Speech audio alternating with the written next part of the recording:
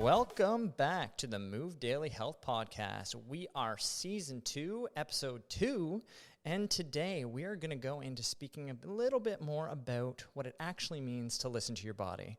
So, and understanding the cues that you get so that you can actually keep your body happy and your health on track.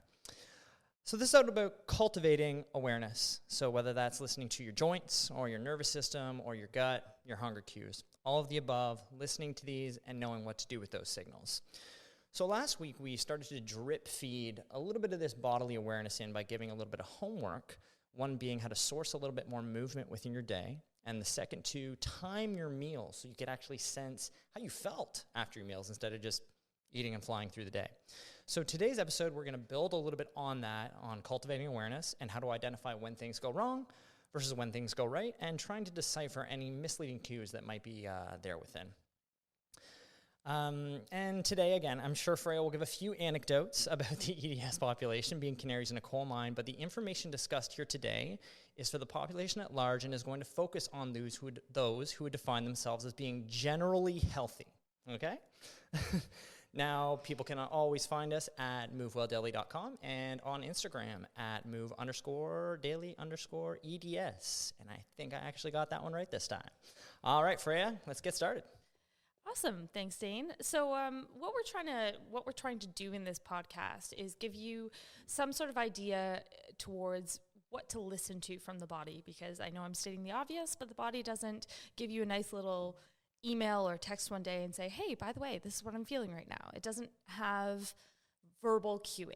So what we can do is be better at sensing what these nonverbal cues are like throughout our entire system. And the point behind this isn't to become, obsessive, but we should, first of all, know what our body's doing and how it's doing in order to help mitigate the severity of health events. So we work with a lot of people who have encountered a health event, whether that is digestive distress or whether that is an injury or whether it's a sudden drop in athletic performance.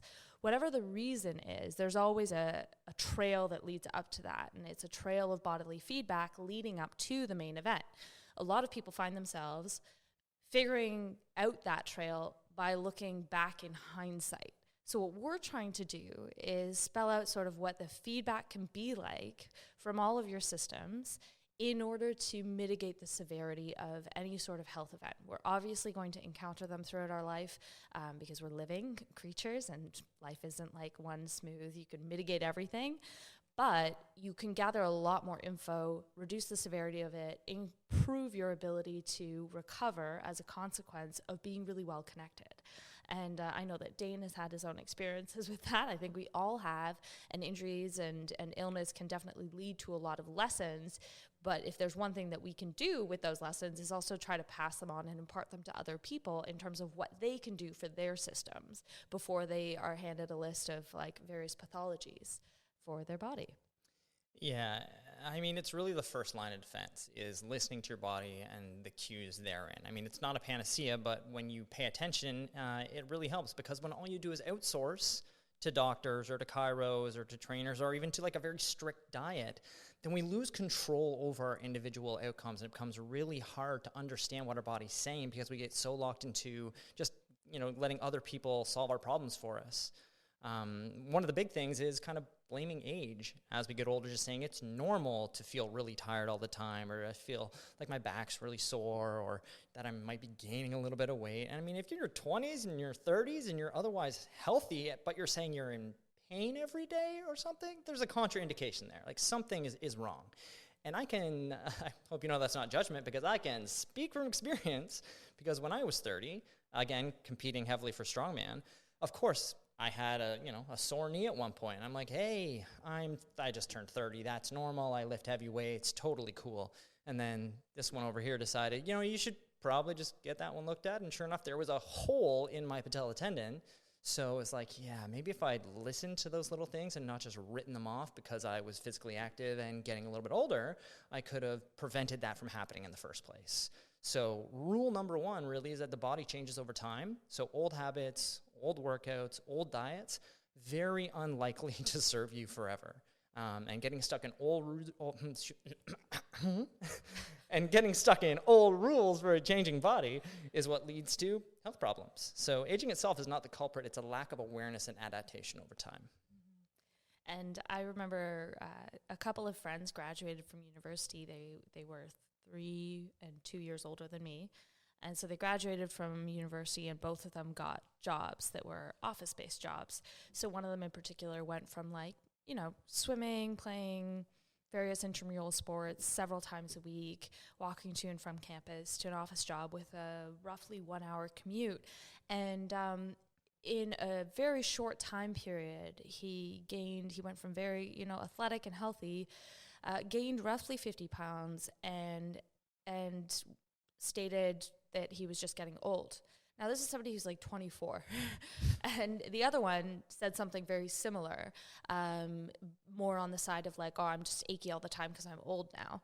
And that was, I mean, I laugh at it because, you know, we're much beyond that in terms of age. But there are these people in their mid-20s just dismissing things that then become precursors to really not feeling great in life and not being able to experience life fully when it is something that's within their control, right? So, and this is why we're delineating too between people who do have degenerative conditions, like my Nana had MS, that follows a very different timeline.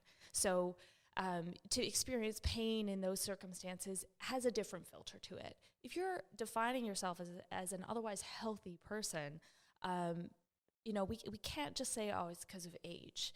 Weight can change over the course of our life. And we also know that weight isn't the only barometer of health at all. So that's not what we're going to emphasize in terms of what you need to actually listen to. It's just that can be one of the feedback things, sure, but it's not the thing to listen to. And we'll get into that when it comes to nutrition. It's definitely not going to be our main focus point at all. But what we really want people to understand is that they may need practitioners throughout their life. They may need medicine to intervene or to explore certain things that are occurring within their body. But they should be going into those appointments with eyes wide open and awareness, which also helps us communicate with our practitioners. If we know what our skin suit has inside it, and we know how those bits function, then when someone gives us a piece of paper that has a pathology on it that ends with ISIS or otis, we have a better conception of what that actually entails for our function going forward or how it may have come about. But if we walk in, and we've certainly worked with clients in this way, and I'll get into the movement piece momentarily, where I've had clients come to me and they come with a folder of all of these various things coming from imaging or blood work and so on. And the only things that they know about their body are the terms used to define pathologies. So that's all they know. And they're not even totally sure on some of that, but on what they actually mean. But that's all they know about their system. They have no idea, you know, where muscles and ligaments and tendons all intersect and what a joint is supposed to be able to do. Like, is that a hinge joint? Is that one that's capable of rotation? No idea. But they have a laundry list of pathologies. And I think that as a patient, that's intimidating, because your first introduction to your body was to be given a book which is like the equivalent of English lit, when you needed to learn the alphabet. So that's what we try to bridge the gap with, is because pathologies can serve a very good purpose in terms of medicine and communication. But that's not the kind, like, it doesn't provide us as patients and clients with tools of what to listen to and what that actually means within their body. So they can be a little bit more overwhelming from a psycho-emotional standpoint, just feeling like I'm not in control or in charge of what's happening to me. I don't know how this is supposed to work. And a lot of people, when they haven't learned the alphabet and they're handed a bunch of English lit, they go still. They start to develop fear of their systems, or they start to have a bit more of a fragility mindset of just, oh, well, that's just, you know, as you age, you fall apart. And, you know, we know a lot of people who are significantly older and they're doing really well. Like, you know, my mom lifts, runs, works, all these things. I'm not saying that everyone needs to be that way, but there is sufficient evidence in our world that if you are in the generally healthy population, you are plastic until the day you die, which means you are adaptable.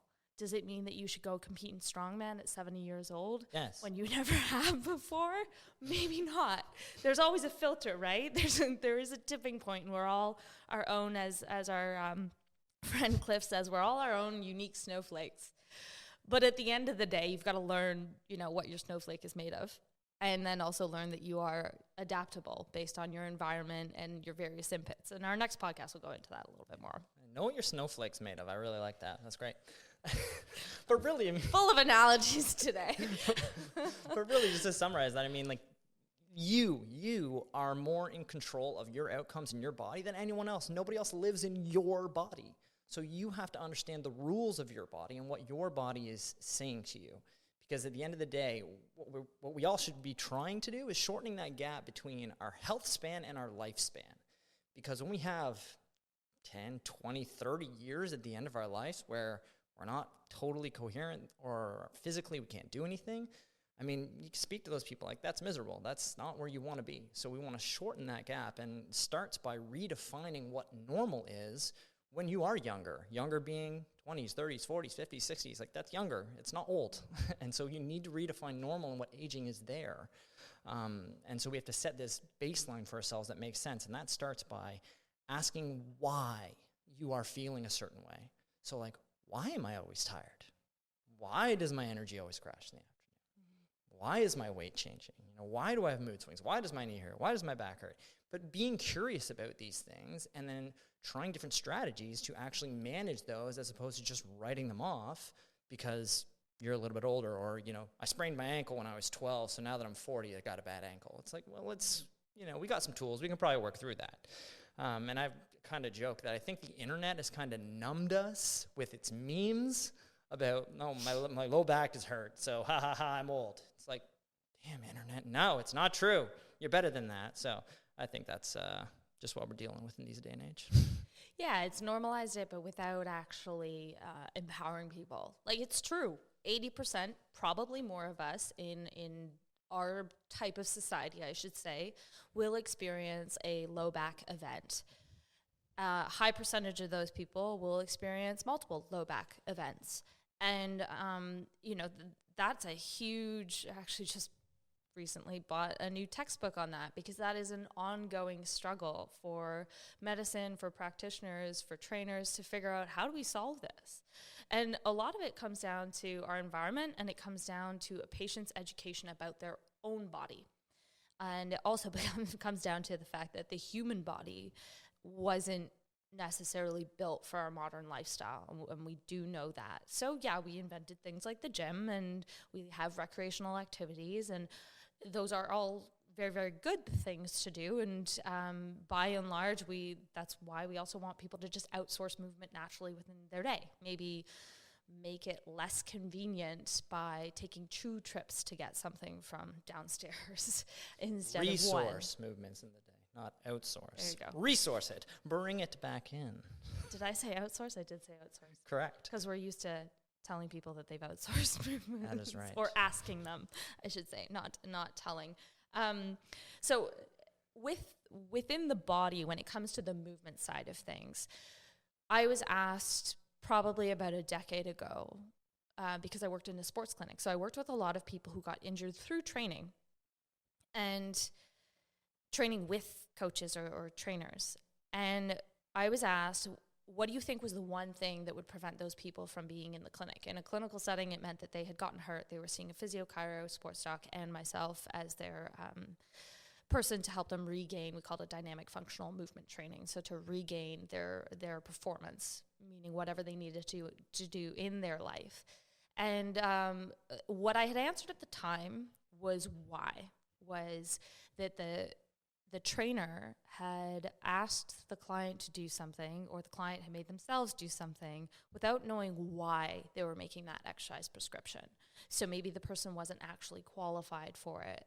Maybe there was no reason for them to actually do that. Nothing about that exercise served the client. And so that gap, that why, that lack of why is why, no pun intended, people got hurt.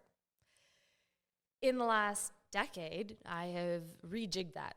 That why is supremely important for coaches to know. It's very important for people to know, like, why, when people run and say they're running 7 days a week and their knees hurt, I don't berate them and tell them, okay, you shouldn't run 7 days a week. I say, okay, why are you running? Why do you think you need to run? What is it that you like about running? Why do you think you maybe shouldn't be running as much? And we have that discussion, because if we can answer all the whys and then also all the why nots, we'll start getting into the bodily feedback. So what then comes about for me in the last decade was that why is actually like the fourth step in the process, because there are a lot of steps that lead up to even entering into that activity where somebody winds up hurting themselves. And one of the first things is just understanding, did you sleep last night? And I know this sounds ridiculous, but seriously, did you sleep last night?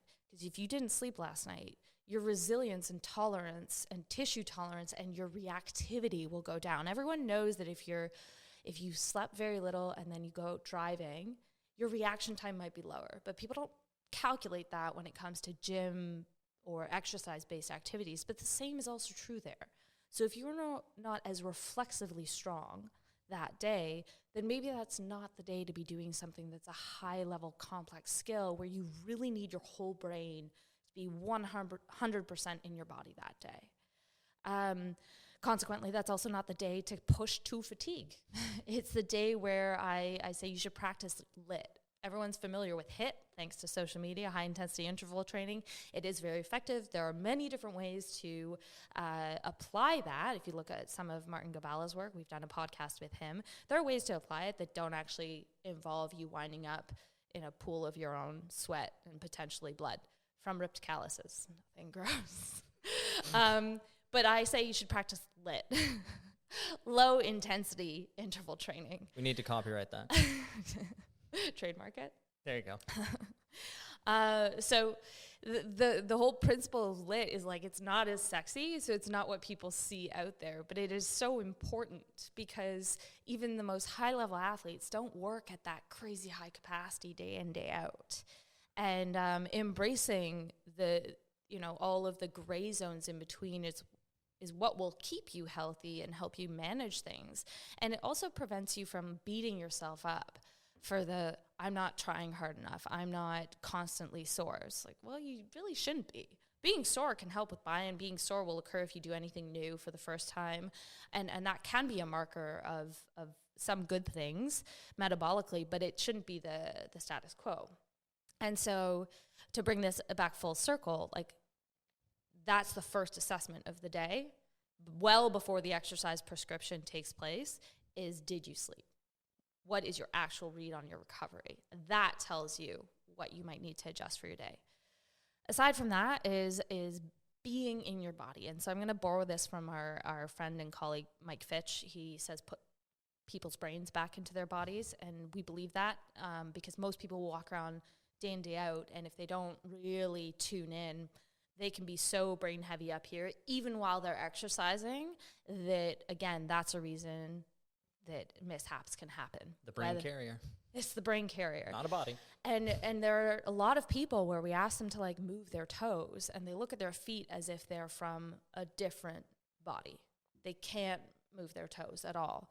And, they laugh, but it's like, dude, that's attached to you. That's like your ground contact point. We kind of need you. We need this guy to be able to go down there and wiggle your toes or lift them on purpose.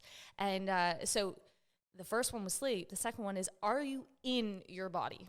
Because if you are not in your body, your exercises that day, your actions that day need to be centered around getting you back into your body. And I can't give you an exercise prescription because, we're speaking to the general population, but it could be that day you're doing more body weight skills, because we find, especially with Animal Flow, and, I do some ring work, you have no choice but to be in your body. And there's a different way to apply it. Like, you could do something that's more complex, but you can also do just the basics and get yourself back into your system. And I firmly believe that had I done more of that in my 20s, I definitely would have mitigated certain injuries that I succumbed to, because I used to train at like 5:30 in the morning. I was barely awake, might have slept enough, definitely wasn't in my body yet because I was barely awake. And I was I was Olympic lifting. And I distinctly remember certain injuries, and my task mode brain was like, you must complete the workout. That is what the coach told you to do today. This is what you must do. So it's not really the coach's fault. I was qualified for those movements, but I didn't check off those earlier boxes of bodily feedback of, did I sleep? How was it? And am I actually in my body? If you look down at your feet and you can't move them and can't learn to move your toes, that's something to practice. It's not a judgment. A lot of people walk around in shoe coffins, especially in North America. That is shoes that are too tight, which is the standard footwear.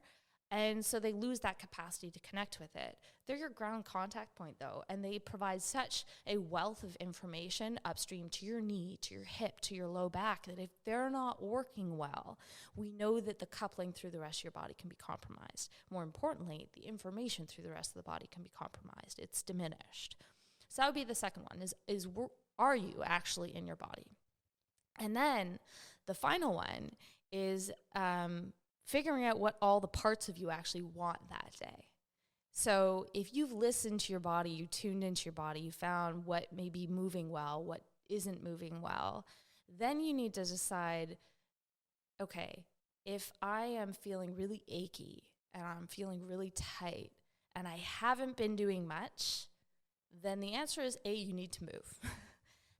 Wherever you are on the scale of lit to hit, I like that. I'm going to draw a scale. Yeah, lit to great. hit. Yeah. Is totally up to you based on the other two factors that we preceded this with.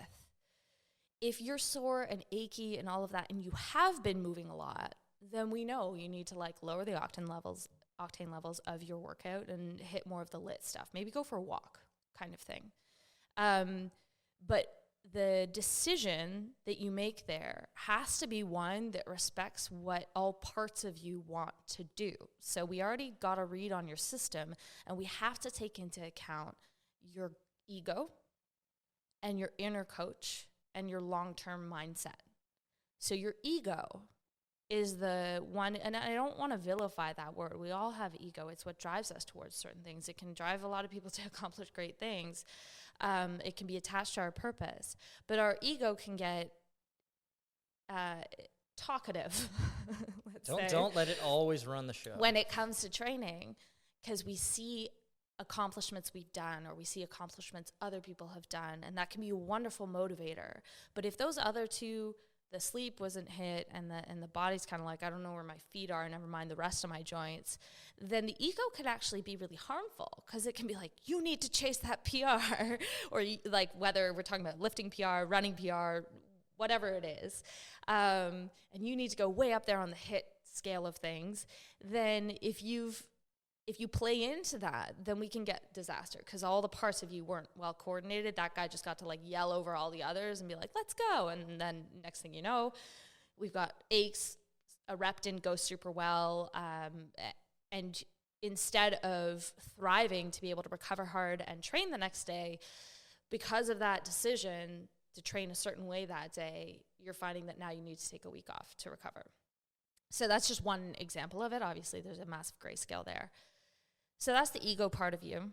The long-term part of you is the one that does want to train the next day. So for me, I know that this was incredibly hard because I am team-oriented, but I've had to learn this way. I was always in individual sports, but surrounded by team members or by, fellow athletes. And it can be really motivating, and you want to it helps you push that extra little bit. It really does. We know that. The brain works that way. It ramps it up and lets you unleash. But I had to learn really hard to tune into what I actually, what my body was actually saying that day, and what my long-term mindset was saying is that if you push and you play with your colleagues right now for this these skills, you will not be playing with them tomorrow. And I've had to sit it out, and it sucks. And, there's always the ego that gets in the way that's telling you all sorts of negative things. But you have to sit with that, and you have to learn to have that dialogue between all your parts. And then there's the coach, the coaching mindset, and coaches need these too. Coaches need coaches. Yes. The coach inside you is going to have a long-term mindset. is also going to know what you need to do to like strive towards your next goal, and is going to meet somewhere in the middle of the ego and of the long term, right?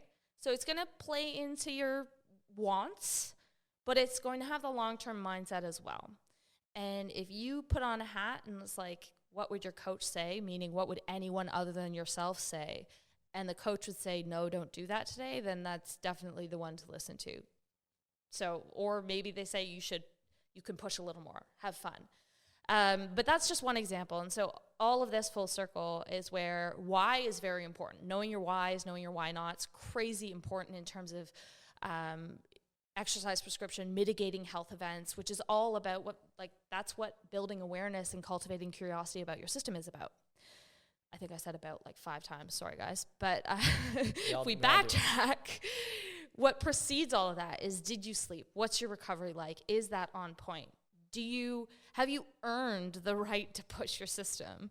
Or are you just going to dig further in that well? The second one is, are you in your body? And if you're in your body and you can feel your feet, you can start to trace through your whole body, do a body scan, then what does your body actually say to you that day in terms of what you had planned? Is it on point, or do you need to walk it back? And then the third one is that inner dialogue, coaching mindset, your ego, respecting where it wants to go, respecting the fact that it is going to respond heavily to outside influences. And then in addition to that, the long-term mindset. Do you want to train tomorrow? And one of the key things that people often listen to is pain. That's the first, and this isn't the podcast about pain because that's a massive one to dissect, and that'll be for some other day.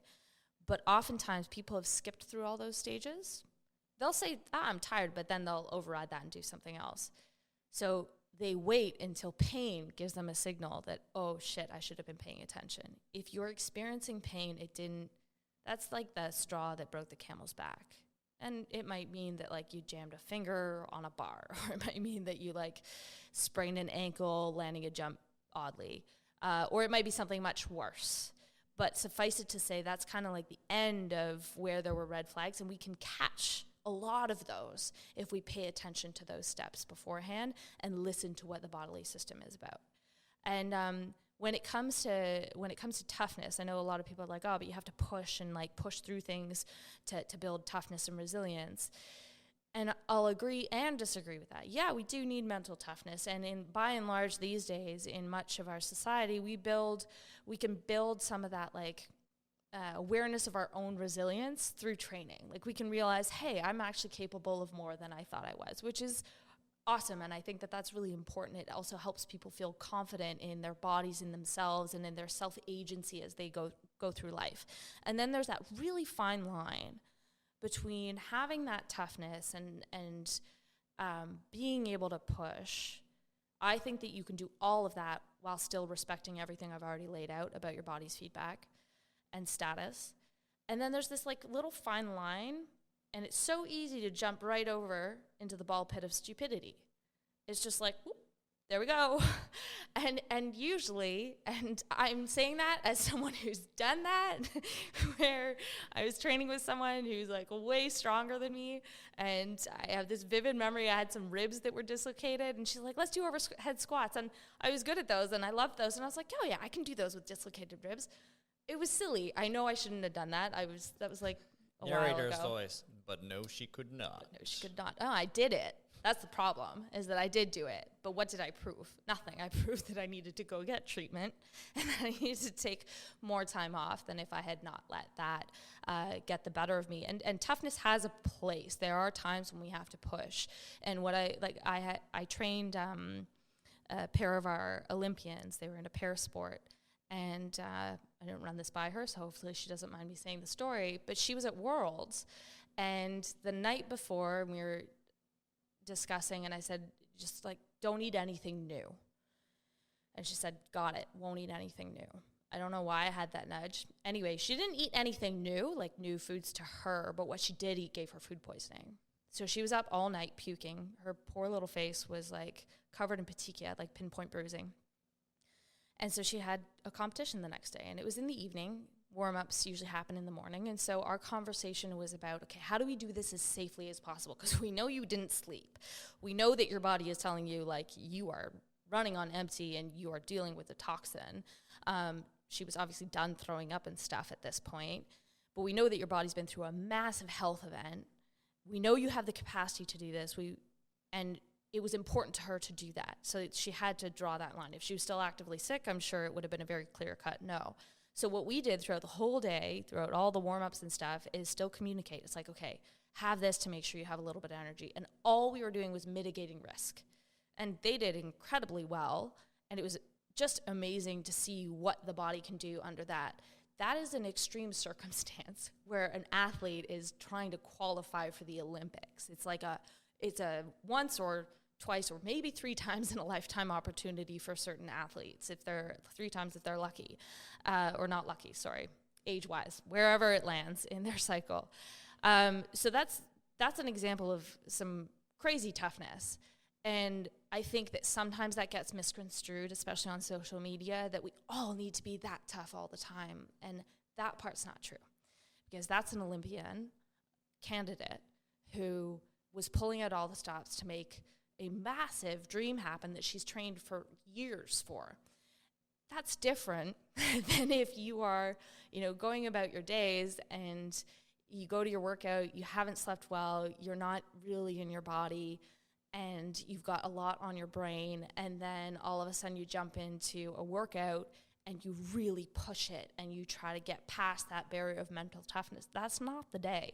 Your toughness that day, and this is one that we've had to work on, is knowing when to call it and knowing when to stop. That takes toughness, especially if you are driven to push yourself.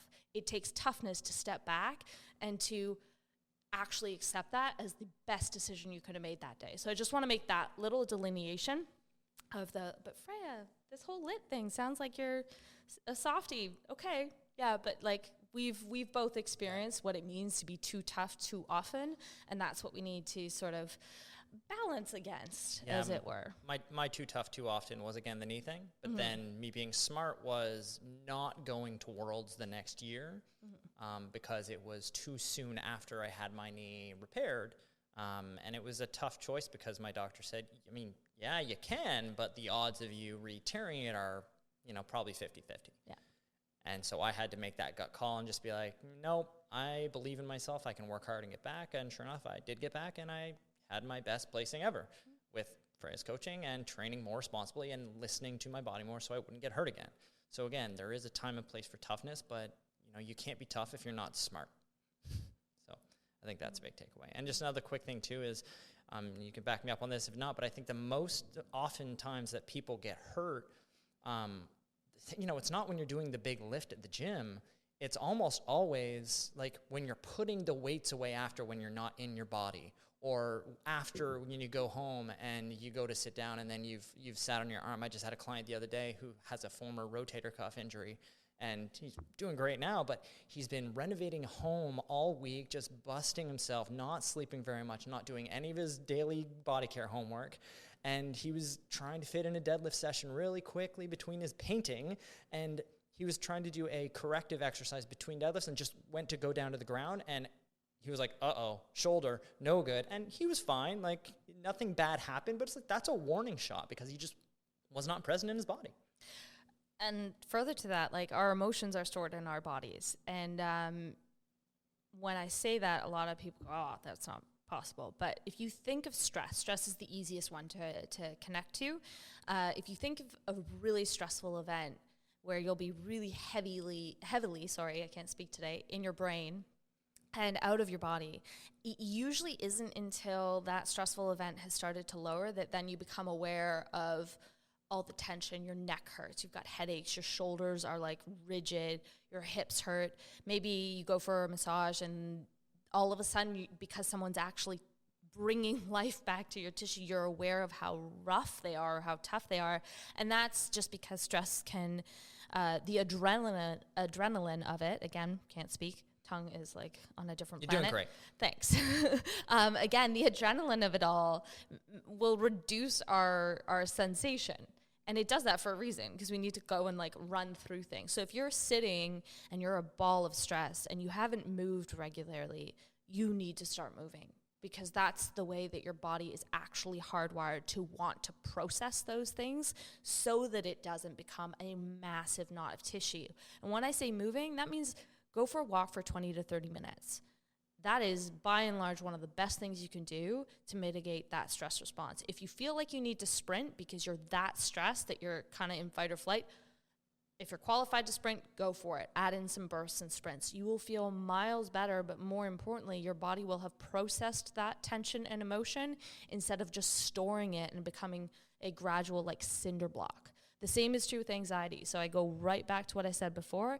If you're feeling crummy, you're feeling rigid, you haven't moved much, go move. Wherever it lies on your scale and wherever it lands within the parameters I set out before on sleep. If you're moving a ton and now you're trying to add more, when you're already crazy stressed, you need to like lower that dial a lot. And again, go for a walk. The number of people who don't walk these days because they don't have to, because life is convenient, is really high. And that brings us full circle back to the back pain, because that's one of the easiest ways to help mitigate it, is to make sure that you're walking every day, swinging your arms, not looking down at your phone. Yep, absolutely. And in case you haven't noticed, there is a lot of nuance to listening to your body. And I think that's a great segue into the nutrition side of things, where welcome to Nuance City, because it is, look, listening to your body when it comes to nutrition is very hard, especially nowadays. And that's because if you look at our food environment, we are surrounded by ultra-processed, super delicious foods, and most of us are under a ton of stress, and a lot of us aren't sleeping enough. So we're in this kind of perfect environment to always be triggered to eat something when we're not actually hungry. And it's a really tough environment. If we go back in the day, I mean, wake up, have some food to prep for the day, do some physical labor typically, stop when you were tired to eat more food, go back to work, eat dinner, go to sleep, and then repeat that cycle. So back in the day when we didn't have all these delicious foods around and we did more actual physical work, and all of us cooked our own food, we had a lot more movement sourced into the day, and making food choices was a lot more simple. We got a lot of actual signals from the body rather than just noise. And there's a lot of noise these days. So in today's world, hunger cues they're the really big one that kind of throws people off. So there's two things to hunger cues, and that is, one, hunger cues are trained. That's the first foremost thing that people need to understand. So if you eat at a certain time every single day, you're going to get a hunger cue at that time every single day. So if you're somebody who's trying to change your diet, maybe trying to eat less because you're trying to lose a little bit of weight, but you're constantly craving a snack mid-morning or mid-afternoon, that's usually just noise, because you've trained yourself to need something then, and your brain's saying, hey, we typically eat now, why aren't you eating? The other piece to hunger that's really kind of confusing is that hunger and cravings get really easily confused. And so the general rule for this is very simple, high-level stuff, is if you haven't eaten in several hours or you haven't eaten yet today, you are probably hungry. You should probably eat food. So several hours is what the body is equipped to handle between full meals. Now, after that general rule, again, if you're hungry between those meals, remember, hunger is trained, as I just said. So snacks are not necessary, and I always love pointing out, so if you take a human being who has 10% body fat, and so that's somebody who typically you can visibly see their abs, they'll have something like 30,000 calories worth of energy right on their body.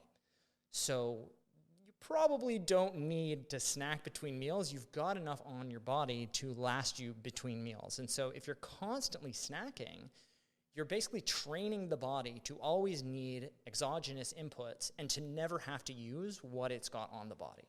So that's a really important thing to remember, to decipher is it a craving or is it hunger? If it's only been 2 hours, you're probably not hungry unless you ate like a peanut. So again, there's nuance to this. Now, when it comes to hunger and cues and cravings, to just kind of help you sift through all of that, here are some of the questions that I would have you ask. So first of all, if it's earlier in the day, did you have breakfast, first and foremost? Because if you didn't have breakfast, yes, you should probably go and eat breakfast. Now, I'm not gonna say anything negative about intermittent fasting. Intermittent fasting has a place. We wrote a circadian rhythms blog that speaks to that and how you can use intermittent fasting appropriately. But if you skip breakfast, and some people just take this as a nutrition strategy, if you skip breakfast, you're typically going to start to blunt your hunger signals through the morning because, again, you train your body. But the body's actually really smart, and it's going to trigger you to eat more later in the day. So you're going to get more advanced hunger cues later in the day because you ate less earlier in the day. So again, this is all coming back to what you have trained the body to do. So when you take some of these more extreme nutrition strategies, they can really confuse the signals that your body typically would give to you.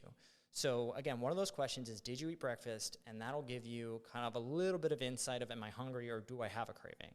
Now, if you did eat breakfast, did you eat real food or did you eat processed food? Because if you ate ultra-processed food and didn't have very much protein, didn't have any vegetables or berries or something that's going to give you true satiation cues and hunger cues, then you could get hungry really, really quick after that breakfast meal. So if you didn't eat real food, you're not going to get a firm signal. It's going to be, again, noise. So that protein, we just wrote a blog on protein as well. So you can go to the blog and check out the protein blog there.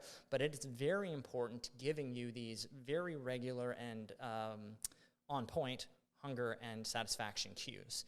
Low protein diets, they tend to cause people to eat more often because you are always hungry. So it all does come back to the quality of the food that you are eating as well. Another big question to ask is, are you thirsty? Have you been drinking food? Because thirst will often manifest as hunger if we're not paying close enough attention. So there's no rule on how much water you need to drink every day. The question would just be, are you making an effort to drink water? The general 8 glasses a day, sure, it's a fine thing to shoot for, but in general, like, are you drinking water? It's very good for you, and if you're not drinking water, you're going to be dehydrated, and you're going to get very confused signals and think that you're probably hungrier than you really are. I'm going to take a drink of water. I'm going to spill it on my shirt. Just to show them how good you are at drinking. I'm an adult. These things are great. Finally, are you sleeping? Because again, I think Freyja mentioned this. Are you sleeping? Because research shows that after even just one night of impaired sleep, so think like 4 to 6 hours of sleep, that's going to increase leptin levels, which is your hunger cue. It's going to give you more hunger signals the next day. You're going to have increased appetite, and you're going to have increased desire for sweetened foods. And that's after one night. So if you're chronically deprived of sleep, you know you're going to have very confused signals when it comes to your hunger. And then finally, have you been physically active? If you're physically active, that tends to increase hunger. So if you're an athlete and you're physically active, make sure you eat and you fuel. This is actually a big problem in young athletes, especially young female athletes these days, will not fuel enough for their activity because they're trying to split a fine line between that body composition and that performance. And that can lead to a lot of issues there. So these are all the things that I would have you think about if you're confused. And this kind of paints a picture. A lot of adults, they're super busy. They're going to skip breakfast because they're busy. They're going to eat something processed because they're on the go. They're not drinking water because they're too busy to drink water. And now they're not sleeping at night because they've got too much stuff going on. Oh, no time for a workout, not physically active. All those signals that their body would typically give them are now very confused. They're very noisy. So again, if you take a picture of all these questions, it can give you a lot more control over what your body is truly telling you.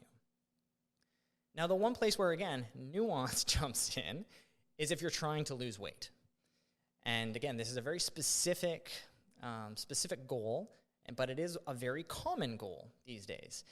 So if you are trying to lose weight, you cannot always listen to your hunger cues, like very specifically, because if you are constantly eating every time you get hungry, and again, remembering, sometimes those might just be cravings. If you're constantly eating just to always, resolve that concern, you're never going to tell your body, hey, burn off what you have. So you do have to remember you can train your hunger signals, And you do need to break old habits if you are trying to lose weight. So this is a huge mental barrier for a lot of people who are trying to lose weight, because they're so caught in that typically I would say mid-morning and late afternoon, that snack that a lot of people want, or after dinner, where they've trained that pattern so much that it's so heavy. And if you're stressed out or you're not sleeping enough, that signal or noisy signal really is hard to ignore. And then that 1 or 2 or 3 little extra binge moments through the week, that's going to stop your results dead in the tracks. So remembering, if you're trying to lose weight, hunger is not an emergency, and hunger cues are trained. And then go back up to those questions I just asked to remind yourself, like, are these hunger cues or are these cravings? Because if you're thirsty, maybe it's not drinking water, and you are going to eat more just because you're not drinking enough water. So go back to those questions that I just asked, and you can make your life a lot easier by trying to get regular sleep, by eating real food and protein, by staying hydrated, and all those things. So, I'm just taking a little breather here because I'm running out of oxygen.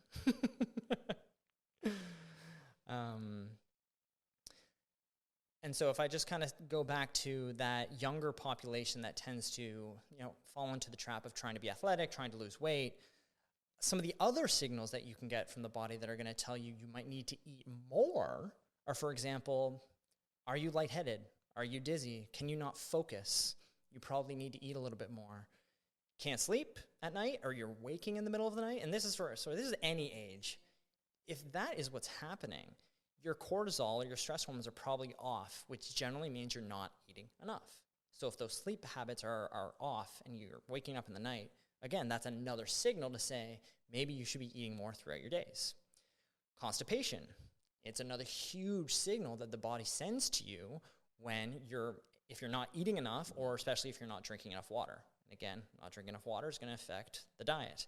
So if you're constipated, first and foremost, I think Frey and I would agree that increasing your water and walking more would actually be the 2 biggest things that can help with constipation. Just because walking, the rhythmic movement of the hips will actually help the peristalsis of the gut and that rhythmic movement to push things through.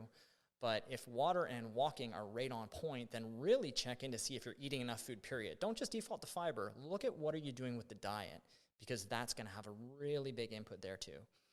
If you're bloated after meals is another one. If you're bloated, try and eat a little bit more slowly. Generally, people are eating stressed, they're eating rushed.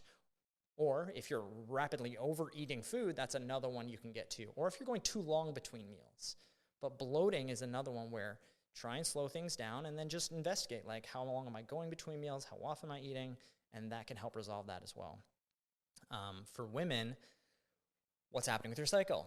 If your cycle has disappeared, or if it's becoming longer and longer and longer, and maybe if it's getting more painful, that's another huge indicator that something is going wrong with what you're doing day to day. So again, that can be diet, that can be, are you drinking enough water?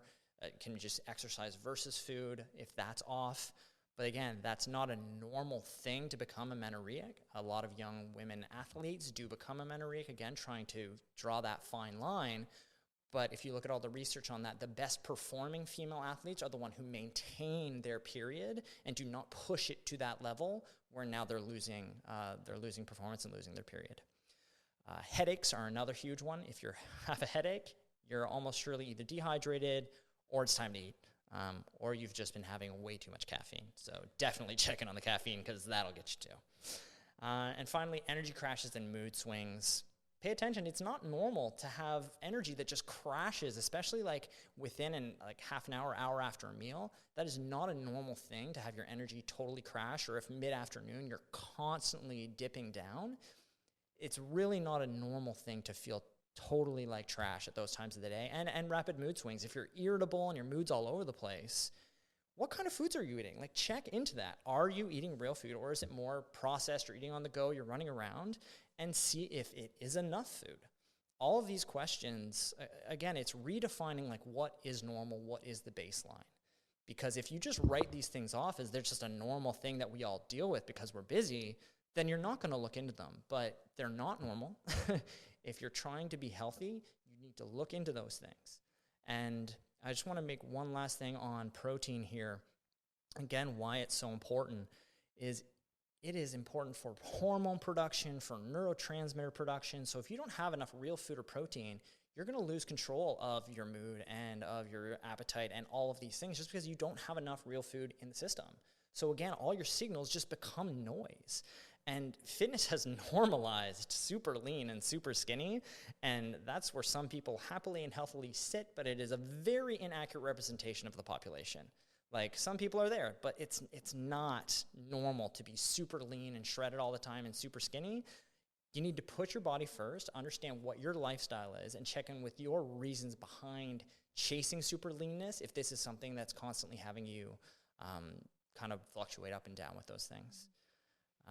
And then the other thing is just how we measure our hunger and our body composition is generally the scale. And again, the scale is very misleading because it only tells you your gravitational pull. It is something that you can look on every few weeks to see what's happening, but default back up to those questions I asked. You're not going to get sustainable results if you're always skipping meals, if you're eating processed foods, if you're not eating any protein, if you're not hydrated, if you're not getting your sleep, if you're not doing these things. You can't expect the outcome of losing weight and getting leaner to be there. So focus more on the process and ask those questions so you can get real signals, and then listening to your body, you can actually get the answers that you're looking for. And one of the other things is again, things falling apart always provide you with a unique opportunity to go and explore why they happened.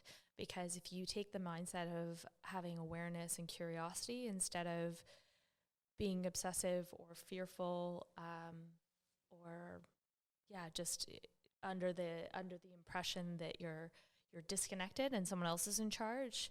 And I understand that can be hard to do. Like, some people get injured or very, very sick, seemingly out of the blue, and it can be hard to overcome that and overcome kinesiophobia, which is fear of movement, and make their way back. But it is inevitably necessary because we are built to move. We are built to eat and to digest real food, whatever types of food suit your system well. That's something that you obviously have to figure out and play around with. But when we cultivate that awareness and curiosity, we get to learn a lot, and all of those lessons get to be applied long term. When we become disconnected, when we start going through cycles and we're ignoring all of those red flags, every time something cycles through, like I had a client who was sent my way, who had mentioned that she wanted to lose weight. But when I got into her evaluation, because I mostly work with people who are dealing with health events and pain more so than weight changes, when we got into it, she'd been seeing a practitioner every month for the same recurring shoulder injury for years. And I asked what she did to manage the shoulder in between the appointments, and there was nothing. And I asked what she knew about her shoulder and its function. Still blank. And that's not a criticism to her. That's a function of our society, is that we have less education spent on the body and on our systems and on our movement. But if we can cultivate that awareness and curiosity, and if you get hurt, or if you get sick, or if something goes on with your gut, or something occurs with a dramatic weight loss or a dramatic weight gain, or you lose your cycle, that can be used as an opportunity to then start learning more, and not to get trapped or obsessive or fearful, but just to understand the vernacular of your body, understand the feedback it gives you. I battled with amenorrhea for a variety of reasons, some of which was no doubt due to some of the immune things I deal with. But it became this thing where I had to learn, okay, I knew this wasn't normal. I knew all about human physiology, and I was like, this isn't right. I need to figure it out. And it took me like a decade to figure it out, meaning establish something normal. But you can do that. It's when we just ignore that and we think, oh, you know what? I'm 32 and I'm over the cusp of 30, therefore I'm just going to start feeling like shit. I don't actually think that's accurate, especially if you are part of the general healthy population. I don't think that's fair. You have so much life ahead of you that's not fair. And I've seen some remarkable changes in people in their 70s and 80s where I'm just like, Anyone who's young, who's part of that general population, you're not allowed. We don't have that excuse, because I have seen some amazing changes in people who are in their 70s and 80s. I haven't had the opportunity to train more than one 90-year-old, so I can't speak for that generation, that decade. But I've seen some amazing changes. And, these aren't people who are former pro athletes, so we can't say that, they're banking on something that developed when they were young. These are people picking up, for some of them, fitness for the first time and really, truly tuning into themselves. So we always have the opportunity. We always have the ability, and it doesn't mean you need to overhaul your life. Last week, the homework on the movement side of things, and I know we'll get into homework a little bit more, but was to see what movement you can source naturally within your day. And, on top of that, I'll encourage you to start checking in. What was your sleep? Are you in your body? Can you lift your toes independently, as one example? And then can you make decisions around that in accordance with what your system is telling you? And if we accept that, when you're young and you're experiencing this like ache and stuff, accept that you can probably do something about it, and you can consult a practitioner, you can consult whoever you need to do, but they should be able to teach you the tools, because you are ultimately in charge. You're going to be the best detective at figuring out what allows you to thrive, 100%. So that was some great movement homework that you just gave. But now I'm going to go into the nutrition homework. And last week for the nutrition homework, we had you go to the website and download a meal timing tracker so that you could get a little bit of a handle on the timing of your meals and how that made you feel. So we're going to repurpose that sheet. You can continue using that. And this week, the next step is just to add into that information, what did I eat? I know, very, very out there, complex stuff. Now, the easiest way for people to track this, I find personally, and this is what I use in my practice, is just to take pictures of the things that you eat. So you don't need a fancy app or anything. You literally just need a phone, and most people have a phone in their pockets all the time. So just snap a quick picture of anything that you eat, and guess what? That's also time-stamped. Bonus, helps you with your time tracker. And if you actually want a fancier app, you can download, it's called 8, A-T-E, the 8 app. This is the one that I use with my clients, and it actually just stores all your photos in a nice succinct little place. You can see all your pictures on one screen. But this is a way now you can start pairing up the what did I eat with the timing and everything else to really get a better handle on your outcomes, meaning how did you feel after the meals. Now, again, that tracker can be downloaded on our website. We will put that into the show notes, but you can go to our shop and use the code TIMEMEALS, again, TIMEMEALS, all capital letters, and download that time tracker and move forward with the homework. Awesome. And last but not least, we usually leave you with a book recommendation. So this book recommendation is called Successful Aging by Daniel Levitin, who is a neuroscientist. Hopefully I didn't screw that up. But Successful Aging, it has a whole bunch of different pieces to it in the sense that you don't have to read it front to back. You can literally go pick a section that discusses a topic that you think you want to dive into. And he really is shedding new light on the fact that we are living much longer. Generally, a lot of people here live into their early 80s. Generally speaking, in this country, at least. I don't know the stats for everywhere. And the gap between when we are functional to when we leave this planet, make the trip, as we call it, is quite large. There are a couple decades. And again, some of it comes back to the belief that, you're over the hill and you're in decline.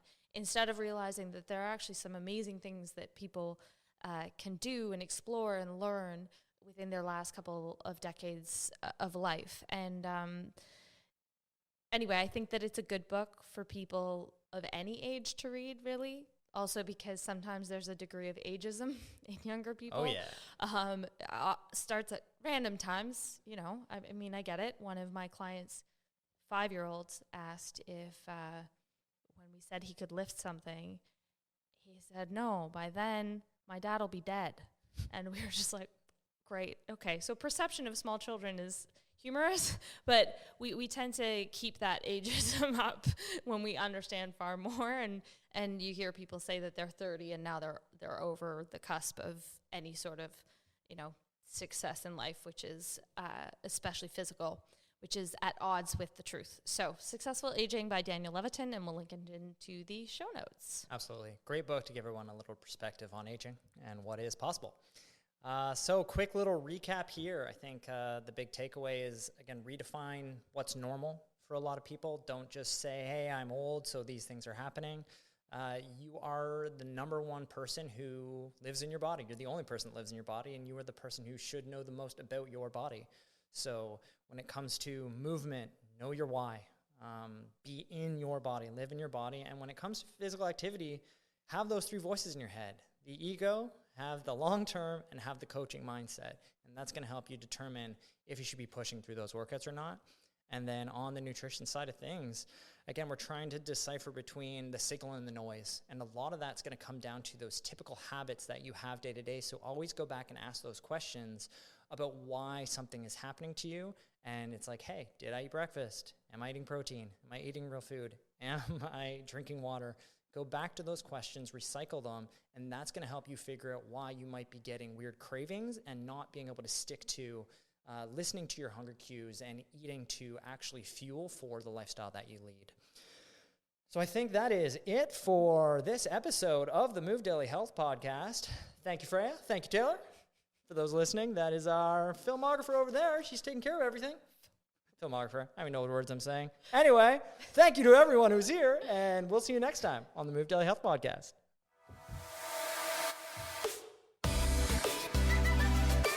We hope you enjoyed our conversation. To hear more, head on over to Stitcher or iTunes and subscribe to the Move Daily Health Podcast. And don't hesitate to leave us a review. Thanks for listening.